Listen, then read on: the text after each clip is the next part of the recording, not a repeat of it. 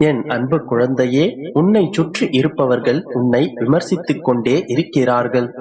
நீ செய்யாத தவறுக்கும் உன் மீது பழி சுமத்துகிறார்கள். உன்னை பற்றி தவறான விஷயங்களை புறம் பேசுகிறார்கள். உன்னை கஷ்டப்படுத்தி கண்ணீர் விடச் செய்வதே அவர்களுடைய வேலையாக இருக்கின்றது. இப்படியாக உன்னை சுற்றி இருப்பவர்களை பற்றி பயந்து கொண்டும் கவலைப்பட்டு கொண்டும் இருக்கின்றாய். என் கண்மணியே, அவர்களையெல்லாம் நான் பார்த்துக் கொள்கிறேன். ஒருவர் உனக்கு தவறிழைத்தால் அவர்களை நீ பழிவாங்க வேண்டும் என்று நினைக்காதே. ஒருவர் உன்னை பற்றி தவறாக பேசினால் நீயும் அந்த தவறை மீண்டும் அவர்களுக்கு செய்யாதே. ஒன்றை மட்டும் நன்றாக புரிந்து கொள், பழி வாங்குவதால் எதிரில் இருப்பவர்கள் மட்டும் வீழ்வதில்லை, பழி வாங்குபவரும் தான். பழி வாங்கும் எண்ணம் கொண்டவரும் ஒரு நாள் வீழத்தான் செய்வார்கள். நீயும் அந்த செயல்களை செய்தால் நீயும் அவர்களில் ஒருவராய் மாறிவிடுவாய். நீயும் அவர்களை போன்று மாறி நீயும் அந்த படுகுழியில் விழுந்து விடுவாய். உன்னுடைய நற்குணங்களையும் இழந்து விடுவாய். அதன் பிறகு உன்னுடைய நிம்மதியின் கதவு மூடிக்கொள்ளும். உன்னுடைய பிள்ளையான நீ அவ்வாறெல்லாம் சிந்திக்க மாட்டாய் என்று எனக்கு நன்றாக தெரியும். நீ அந்த கதவுக்குள்ளும் சிக்கிக் கொள்ள மாட்டாய். நீ என்னுடைய பிள்ளை. இந்த அறிவுரை உன்னுடைய ஆன்மாவிற்கும் மாயை நிறைந்த உன்னுடைய மனதிற்கும் தான். சரி, உன்னை சுற்றி இருப்பவர்களுடைய சூழ்ச்சியை எப்படி முறியடிக்க வேண்டும் என்று கேட்கின்றாயா? அவர்களுடைய நோக்கத்தை நீ முறியடிப்பதுடன் உன்னுடைய வெற்றியை நீ பெற்றுவிடலாம். உன்னுடைய எதிரியின் நோக்கம் உன்னை அழவைத்து பார்ப்பது, உன்னை புலம்ப வைப்பது, உன்னுடைய நிம்மதியை கெடுப்பது என்றால் நீ அவ்வாறு நடந்து கொள்ளாதே. மாறாக நீ அவர்களின் முன்னால் சிரித்த முகத்தோடு இரு. எப்பொழுதும் உன்னை உற்சாகமாக காட்டிக்கொள். அவர்கள் எத்தனை ஆயுதங்களை உன் மீது செலுத்தினாலும், அது உன்னை காயப்படுத்தினாலும் நீ உன்னுடைய வலிகளை வெளியில் காட்டாதே. சிரித்துக் கொண்டே கடந்து விடு. அவர்களுடைய நோக்கம் உன்னை அழ வைப்பதுதான். ஆனால் நீ அழாமல் தைரியமாக சிரித்துக் கொண்டே சென்று விடு. உன்னுடைய புன்னகையும் சிரித்த முகமுமே அவர்களுக்கான தோல்வி. எப்பொழுதுமே சிரித்த முகத்துடன் அனைத்து துன்பங்களையும் கடந்து சென்றாயானால் உன்னுடைய எதிரிகள் உன்னிடம் தோல்வியடைந்து ஓடி விடுவார்கள். அவர்களிடம் எந்த ஒரு வாக்குவாதமும் செய்யாதே. அவர்கள் செய்வது தவறு என்பதை அவர்களுக்கு உன்னால் உணர்த்தவும் முடியாது. உணரும் நிலைக்கு அவர்கள் இன்னும் வரவில்லை. எனவே அவர்களை திருத்துவதற்கு எந்த முயற்சியும் எடுத்து வீணாக உன்னுடைய நேரத்தை கெடுத்துக் கொள்ளாதே. உன்னுடைய வாழ்வில் நீ கவலைப்படாமல் சிரித்துக் கொண்டே இரு. உன்னுடைய புன்னகை உனக்கு புத்துணர்ச்சியையும் நம்பிக்கையும் கொடுக்கும். உன்னுடைய எதிரிகளை வீழ்த்தும் உன்னிடம் இருக்கும் ஒரே ஒரு ஆயுதம் புன்னகையும் நம்பிக்கையும் மட்டும்தான். அதனால் மன தைரியத்துடன் நம்பிக்கையோடு இரு.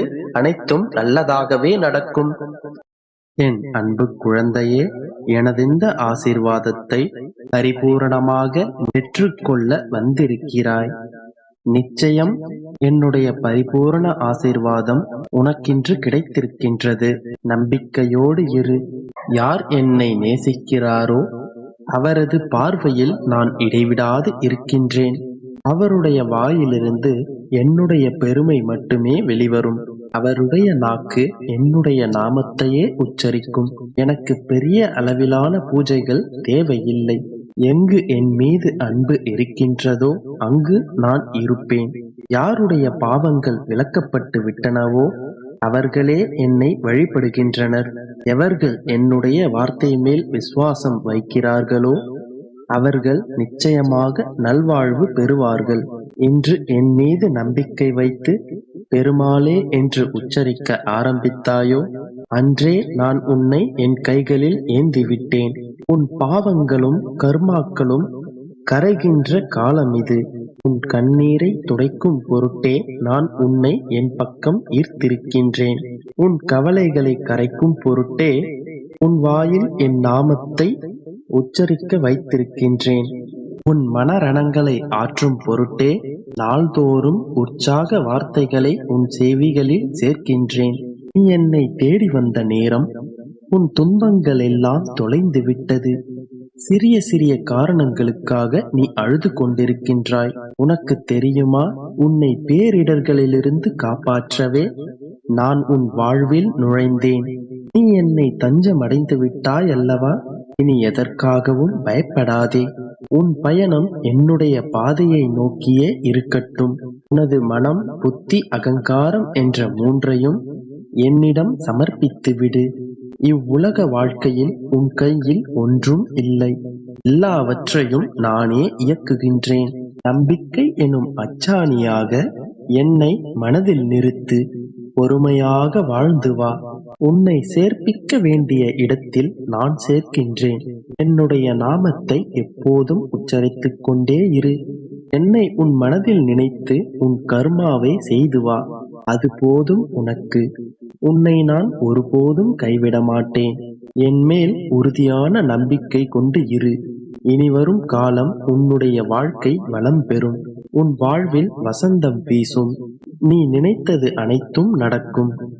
நல்லதே நடக்கும். என் அன்பு குழந்தையே, இந்த நேரம், இந்த நொடி இதை நீ கேட்டுக்கொண்டிருந்தால் பொறுமையாக முழுவதுமாய் கேட்டுவிட்டு கொஞ்ச காலம் பொறுத்திரு.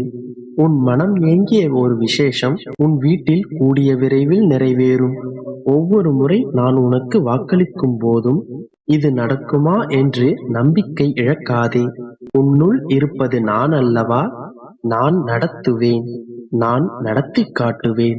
வெகு விரைவில் நீயே வியப்படையும் வகையில் உன் இல்லத்தில் மங்களகரமான ஒரு நிகழ்ச்சி இந்த அப்பா நிகழ்த்தி காட்டுவேன். ஏதேனும் ஒரு நல்ல விஷயத்தை நீ மேற்கொள்ளும் போதுதான் முன்பில்லாத தடங்கல்கள் எல்லாம் உன் முன் வந்து நிற்கின்றது என்று கவலைப்படாதே. எதை செய்ய நினைத்தாலும் அதில் ஒரு தடையும் தடங்களும் வந்து நிற்கின்றது. இதில் ஒன்றை நீ புரிந்து கொள்ள வேண்டும். பௌர்ணமி என்றால் கடலில் தண்ணீர் ஓட்டம் அதிகமாக இருக்கும். அமாவாசை என்றால் தண்ணீர் உள்வாங்கிவிடும். இது இயற்கைதானே?